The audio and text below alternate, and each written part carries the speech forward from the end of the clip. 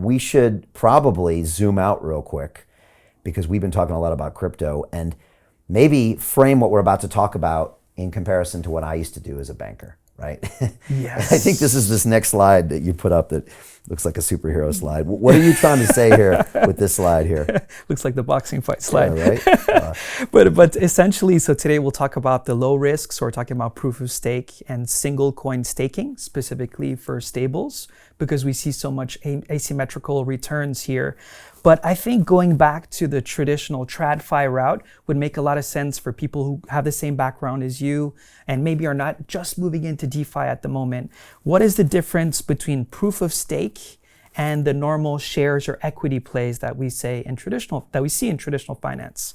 And I think one of the cool things of seeing this, Brian, in terms of proof of stake is, you know how in traditional finance you have common shares and preferred shares, or common stocks and preferred stocks? Yeah. It's something that when you go to buy a company, you can go back in the day in the Wall Street Journal and you could say, okay, I could buy common stock, basically shares of Apple Computer, or you could buy or Ford Motor Company or Disney, or you could buy the preferred shares, right? Which meant you got a fixed yield over time. Yes. Right? And that was an option that you got. You could kind of have one or the other. You could get the upside of the share and get no promised dividend, or you could get a little bit more of a fixed dividend and maybe slightly less ownership in the company. Exactly it. And you'd get voting rights Right. on the common shares as well. Right. But the beauty about proof of stake, just to show why proof of stake and this kind of similar to an equity model, right? Because you need to hold the tokens.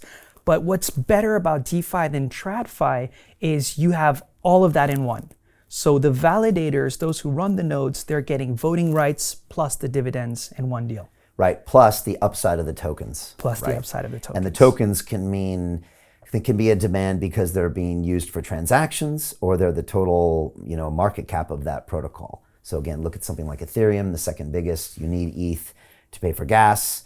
The ETH also goes up in value over time. And so a little bit different than like a share of Ford Motor Company.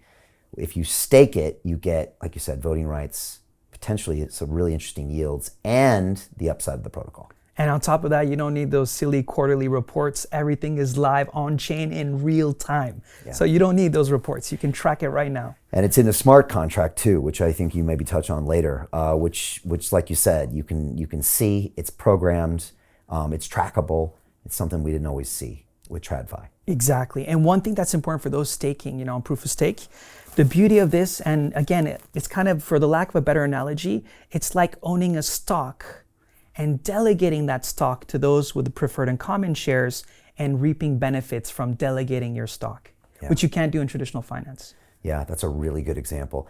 All right, and so again, if anybody's watching us that doesn't own crypto, again, the best way to do this is to start, buying a small amount of crypto, $50 or $100, and then try it, and you can start to see comparisons with buying a stock or some of your traditional investments. And if you're one of those people that says, I don't buy stocks, well, trust me, some of your pension money is locked up in a stock portfolio somewhere. Some of your IRA money, you actually are exposed to the stock markets. So again, look at all the global events recently. You want to be involved in this asset class. So go buy something small. And now we're basically going to show you what to do with it.